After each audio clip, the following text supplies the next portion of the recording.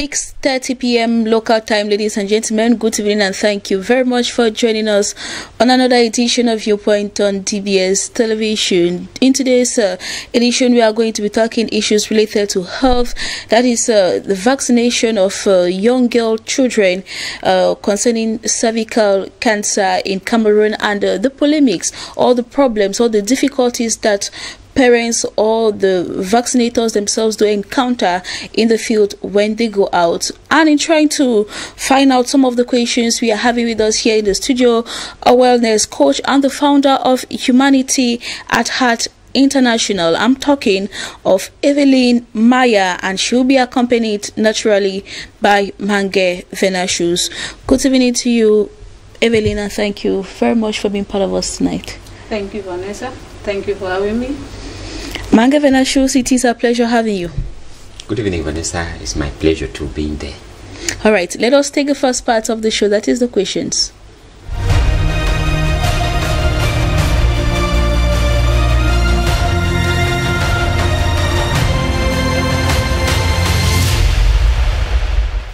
Cervical cancer vaccination in Cameroon, should it be obligatory? That is our first question in tonight's edition. And Evelyn, yes or no, do you think it should be obligatory? I would answer it in two parts. To a greater extent, yes. Okay. And to a lesser extent, no. All right, greater and lesser extent. Mange Venashus. Vanessa, I think that it should not. Categorically? No. No. Can anything be done to avoid misconceptions from the public in regards to the vaccination? Yes, there's a lot that can be done. Yes. Mange Venashus. Yes, Vanessa. That was their response. Let us get into the second part of the show, the debate.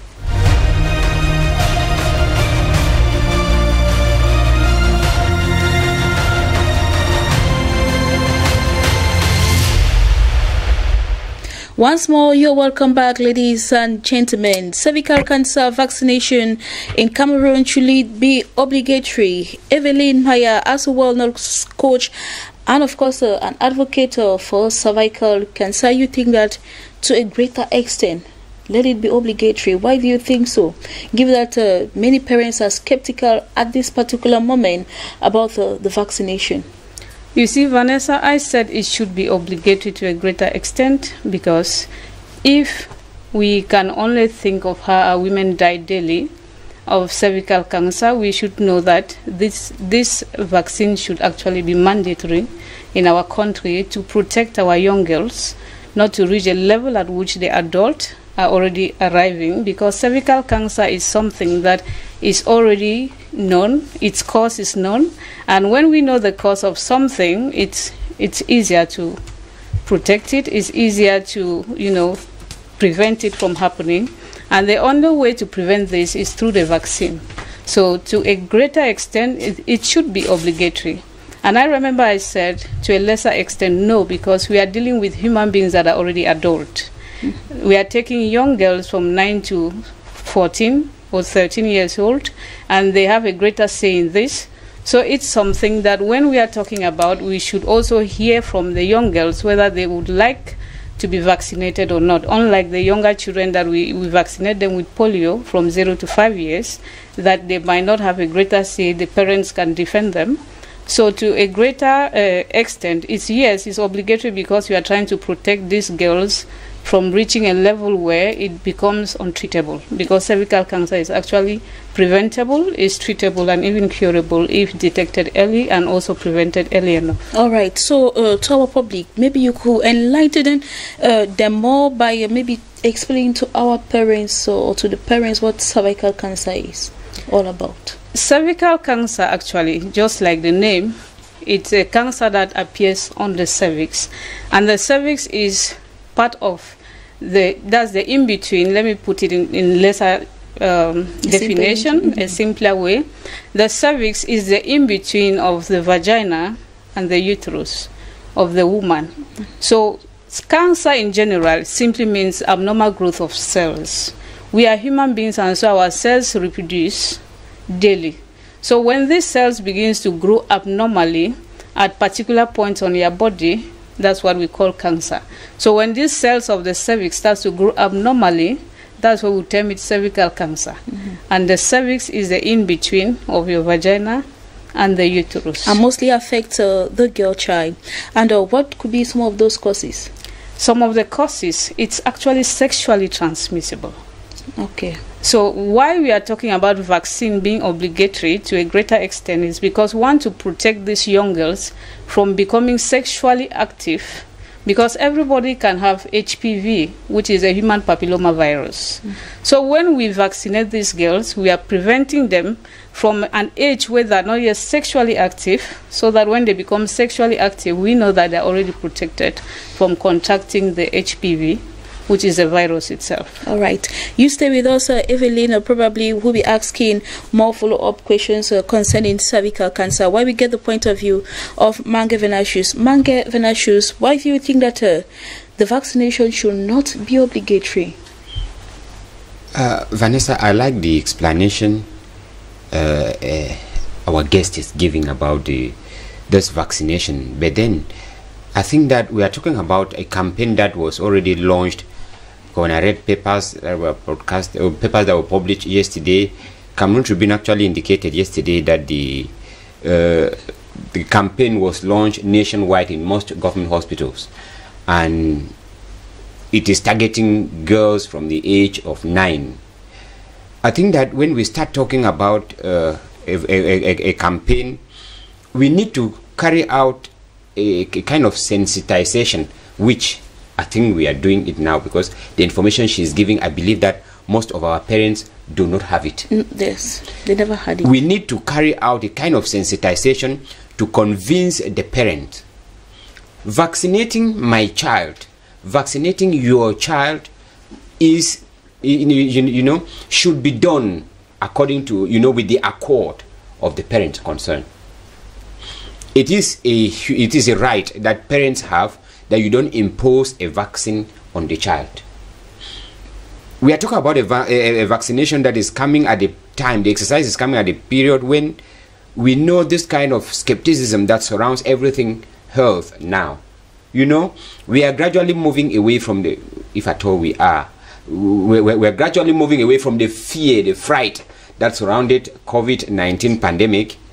You know, when this pandemic started, there was this information from the West where people were really planning of testing the vaccine, the COVID-19 vaccine in Africa. Actually, some white doctors, really, their video footages that they were talking of selecting some African countries to test the virus, to test the vaccine for the virus.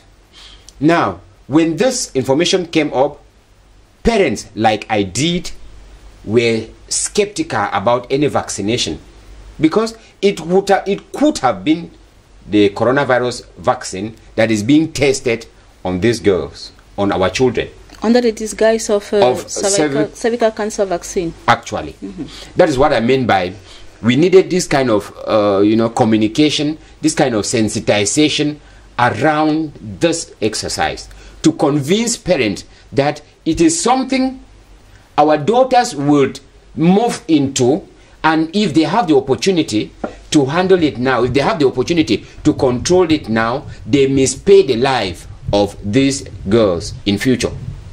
But then we just heard about cervical cancer vaccination, and parents are still thinking of what would have happened if it would have been the coronavirus the vaccine.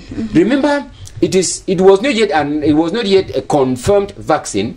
They are talking of testing it if it can suit the human, you know, the human body. We don't know what the would-be vaccine would have cost on human beings.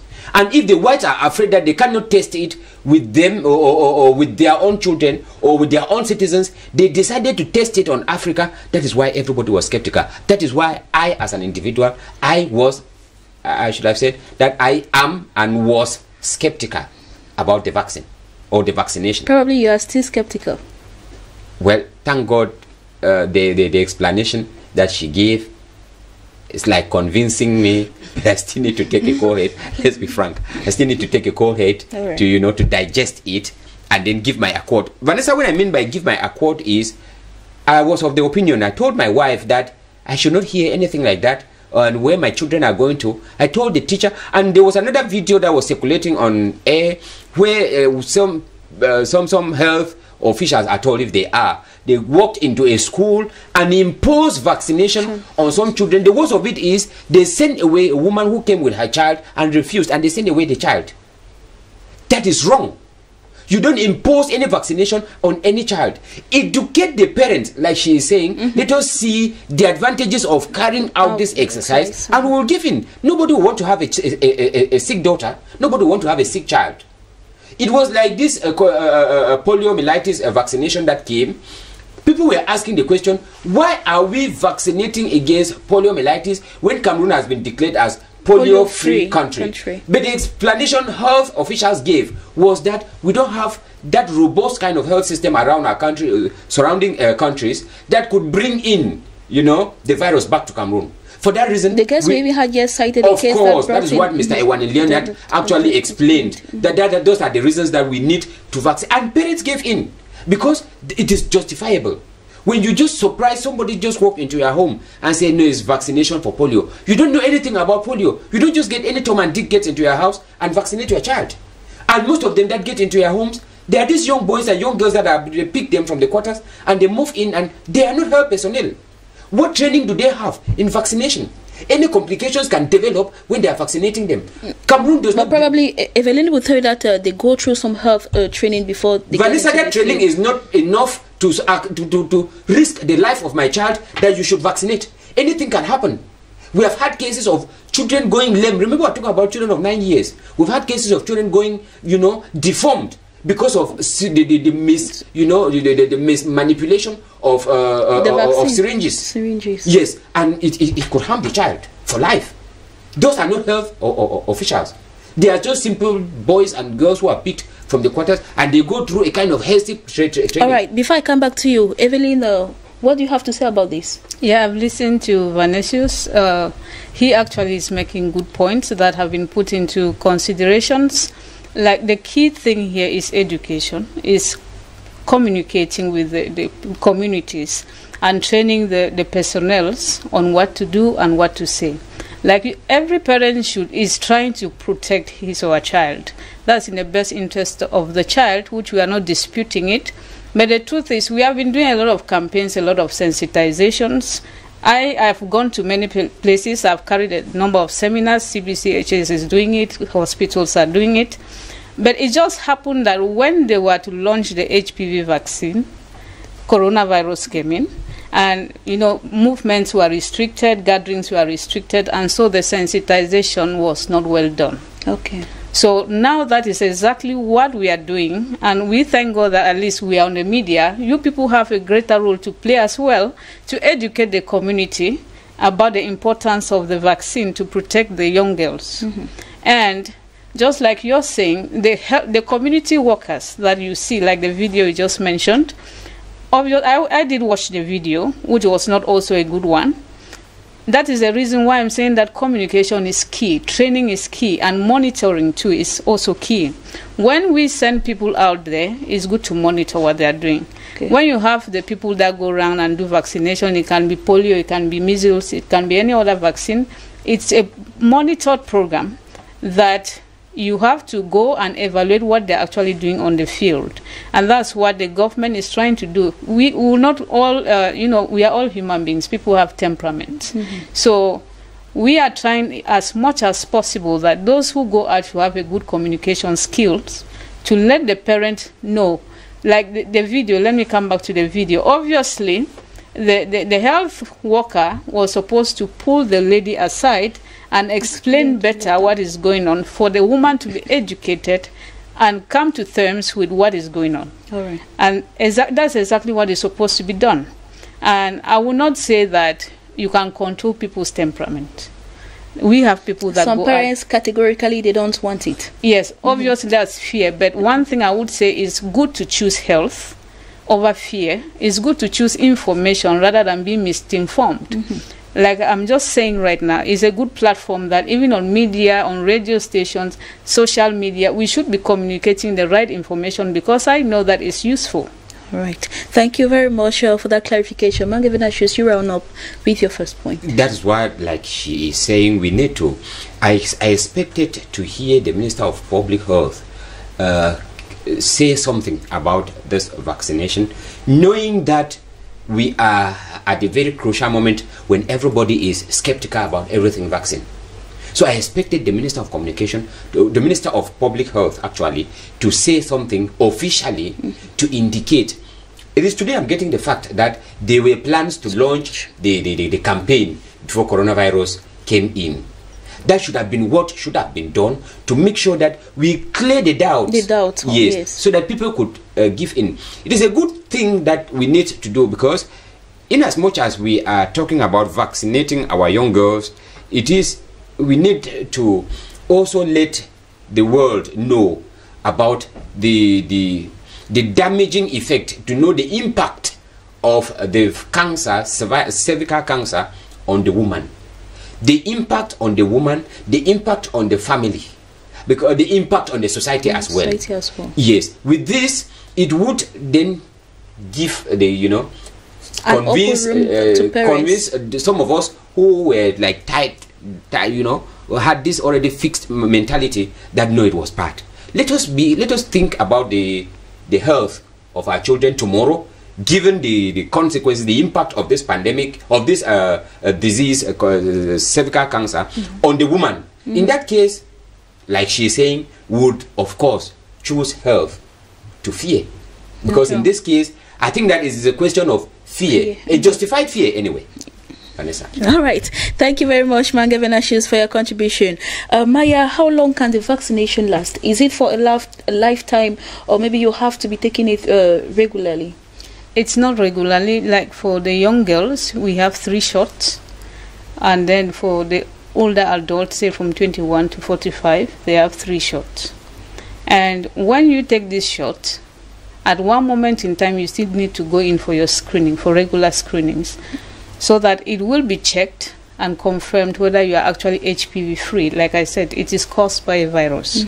I'm still reiterating the fact that once you know the cause of something, it's easier to treat it. Like other cancers, we might not know the cause. But at least there are 2 types of cancers that we know the cause, that like the colon cancer and then the cervical cancer, which is being caused by a virus.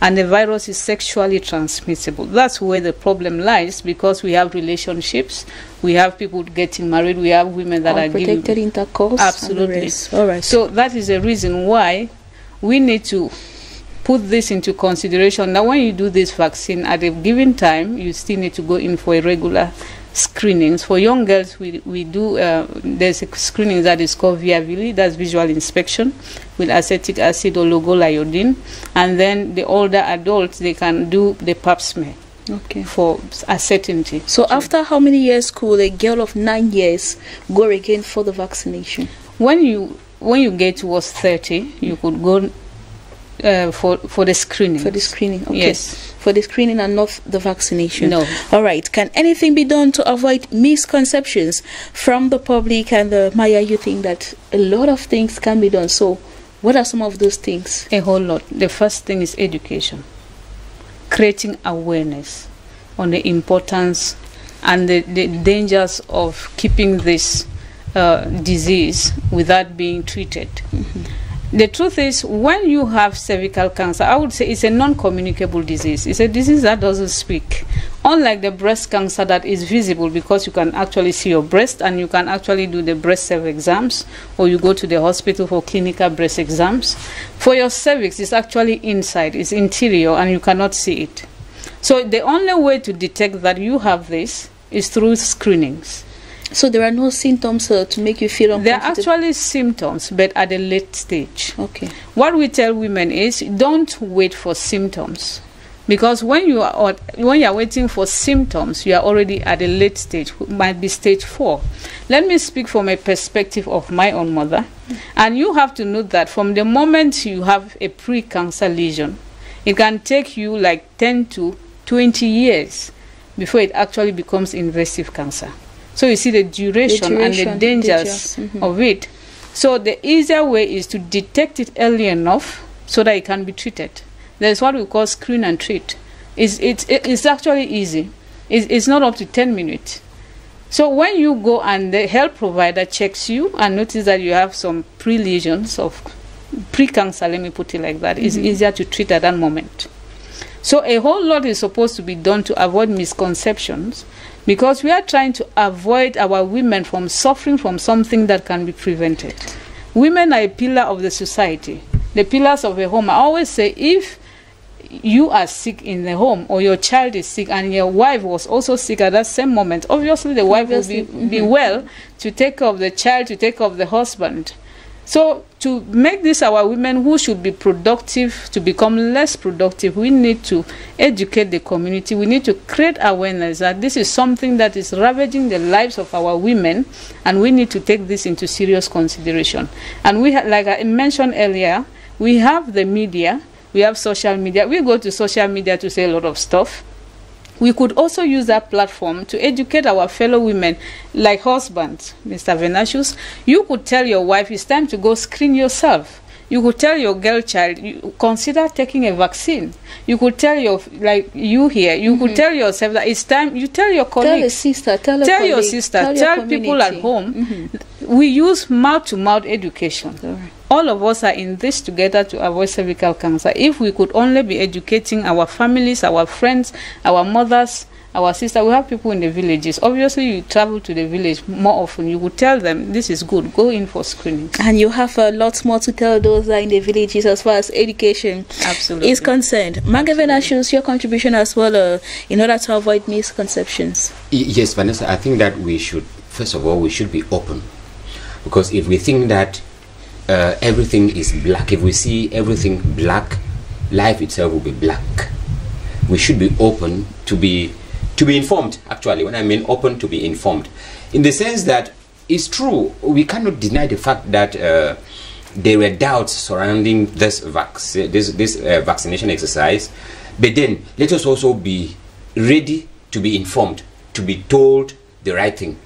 Because if we, most of the information that we you know, give our time to may be fake and destructive. At times there are constructive information like this, the information, this awareness that she is talking about, and we don't, you know, we take it for granted. Anything, we just say no, it is another form. Remember, there were some information circulating here that the West, those from the West are paying people to carry out this advocacy to make sure that they carry out the coronavirus testing of the vaccine. But the truth is, cervical cancer is there. There are people who have it. I think there are people, I've seen somebody who talks of, I know a cancer patient, a cervical cancer patient. So it's not a question of doubting whether it does exist or not. It does. It is there. We already have people, I think we already have people in Cameroon who are suffering from it already. Absolutely. So if we have to talk of the doubt whether the vaccine is helping, then we are not doing any good to our society. I think that we need to be open so that those who have lived the experience, those who are working, those who are in the field, they can better tell us that this is what we should do, this is what we should do. And if we are objective of what we are saying, then we should be able to allow them lead us, because I believe they are leading us towards the right path, towards the correct way, so that we could help avoid this silent, she calls the name silent killer. Yes, it's a silent killer that attacks the pillars of our society. But I think men too are part of the pillars of the society. They attack the pillars of the society, and if we think about these pillars of the society, then we need to think about their well-being, their wealth, their future as well. Because when I read about the ravaging effect of this virus, Vanessa, it is not at all good to talk about it. Maybe Maya will tell us a little bit about the effect of cervical cancer. Yeah, from a perspective that I've lived it, I always say it with an example. I lost my mother to cervical cancer. Okay, you see. And that is not a good experience. Sometimes I regret saying that if this thing was diagnosed early enough, she would still be alive today. Okay. But believe me, let me say, you know, in Cameroon, each passing moment, like we have just sat here now, a woman dies of cervical cancer. And in Cameroon, is the second killer disease after breast cancer. So assume that every day 4 women are dying of cervical cancer. This is no good news at all. And the truth is, like Vanessa is saying, sometimes we are in denial. Sometimes we say this is a form of witchcraft. Sometimes people would say, God forbid, it's not my portion, I cannot have cancer. I've seen that firsthand. I've conducted a lot of seminars, a lot of workshops, where women tell me, no, I can't have cancer. But actually, if you don't get screened, how are you going to know about that? But it's actually ravaging lives. And it, like you made mention of the symptoms, before you even get towards that symptoms, it becomes more painful. All right. And the treatment on its own is expensive, which is not even affordable for an average Cameroonian. So why not just get screened? Maybe use a 5,000 francs to prevent something that you'll be spending millions and millions of francs CFA that might not help you. All right. So the reason we are saying all these things is to protect our women, to know that this is serious and we need to take it seriously as it is. All right. Thank you very much, Evelyn Maya. She is a wellness coach and the founder of Humanity at Heart International. I will tell you that I'm not going back the same, actually, after this show, because I'm going back with a lot and I have a lot to tell those that I'm going to meet at home. Mange Benashus, thank you for your contributions. It was my pleasure being there, Vanessa, and learning too, because it helps me know what to say. Probably. I hope that you will take Angela and Ange for vaccination. Of course. Ladies and gentlemen, thank you very much. Know that prevention is better than cure, and know that health is wealth. So go for your cervical cancer vaccines, and of course, help your community to grow healthily. See you tomorrow, God willing. Goodbye.